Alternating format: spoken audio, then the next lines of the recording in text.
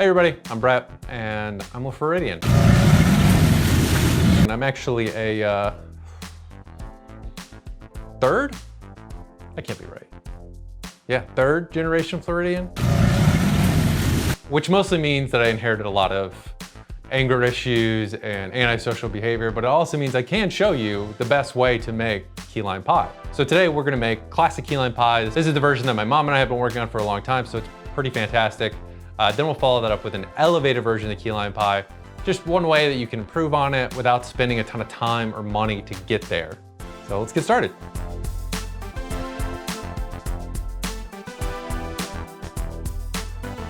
Key lime pie is named after the Florida Keys, and it was invented by sailors? I don't know, I didn't do the readings. I will tell you a fun key lime pie fact that you won't find on Wikipedia. Key parties are actually named after key lime pie. So back in the day, old hippies and boomers would go to their swinger sex parties, and it was customary to bring a dish. Key lime pie became the de facto dish that you brought to the party. Over time, the parties were named after the most popular dish there, key parties. So boomers would go to the parties, and then post-nut, they'd go home and explain to their kids that they should always be ashamed of their sexual impulses. And in fact, if you masturbated too much, the devil would come out of your private parts. That's not true, by the way. I'm actually from Tampa, home of fact-checking. I spent years in high school, at an all-boys high school, rigorously testing this claim. There's no amount of masturbation that causes the devil to come out of your private parts. That's why I have to give this theory 5 Colin Powell's telling the UN Iraq has WMDs out of 4.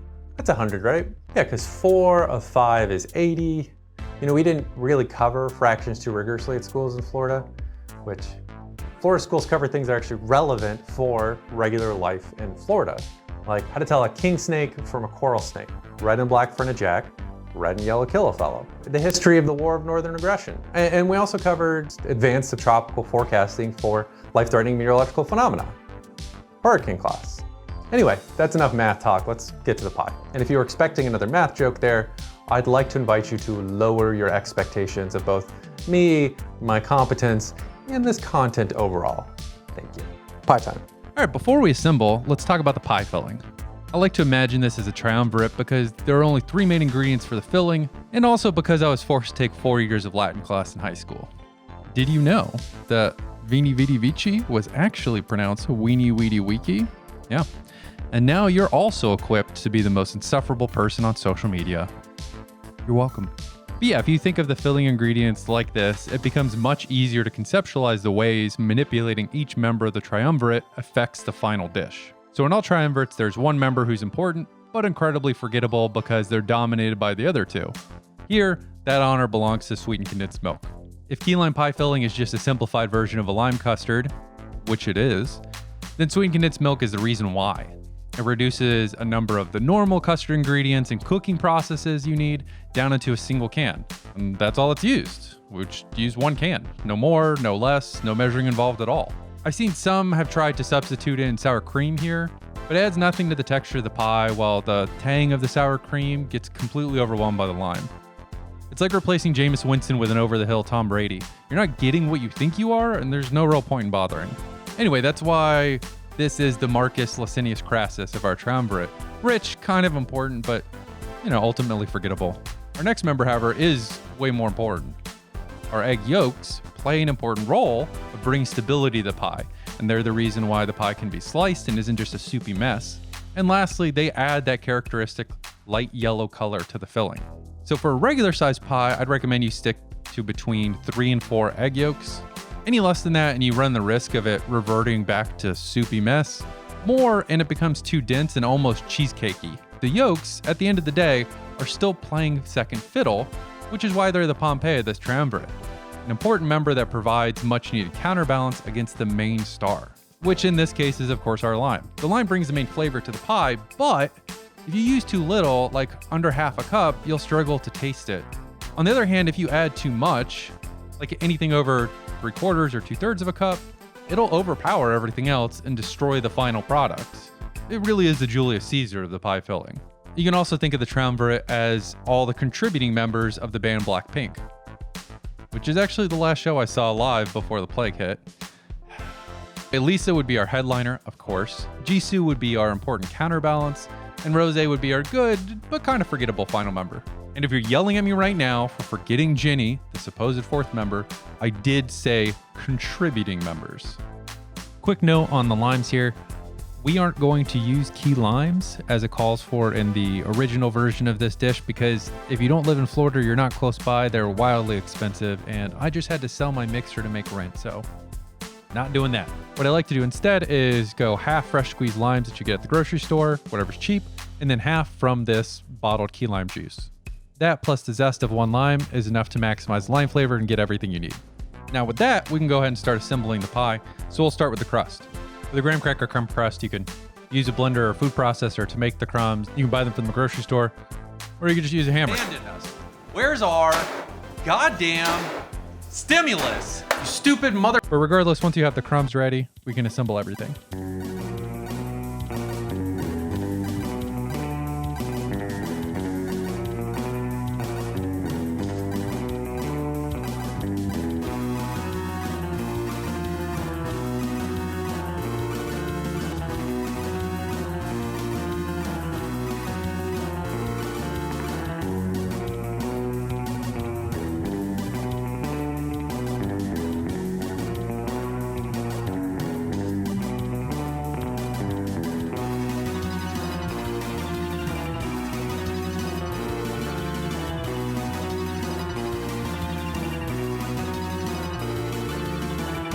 When it's done, it will look something like this. And you can tell it's done because it has these little divots, much like when you make pancakes, the bubbles come all the way up through the top. And while set, it still has a nice jiggle to it. If you're doing this by hand, as a quick tip, balloon whisks, which is the normal thing you buy, are actually worse at aerating than the French whisk here.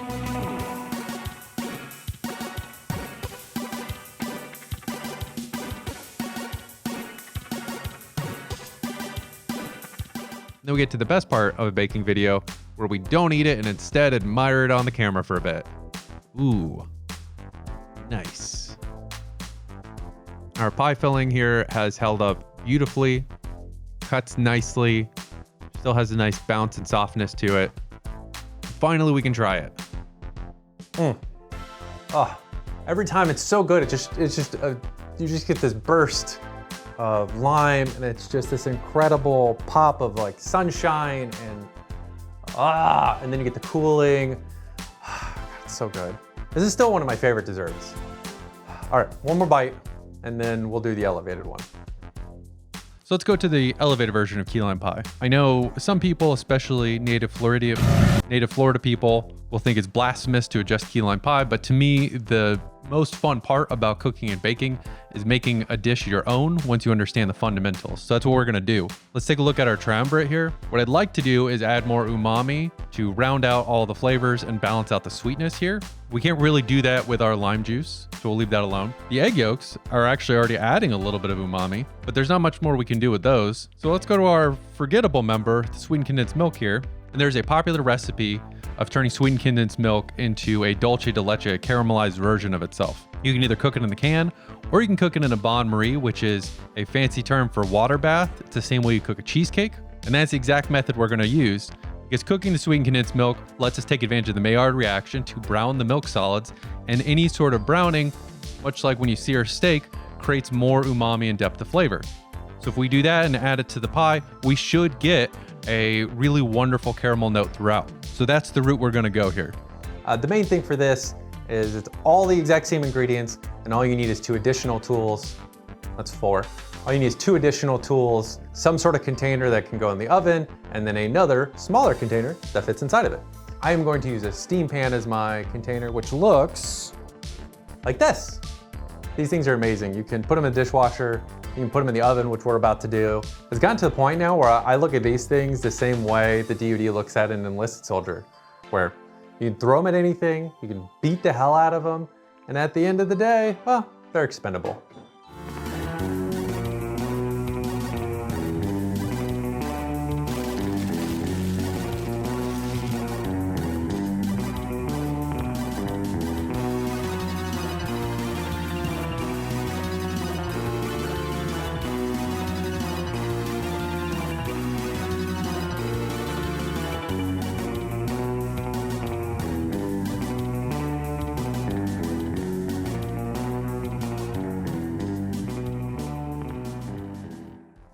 So again, this is what the classic key lime looks like. And then here is our elevated.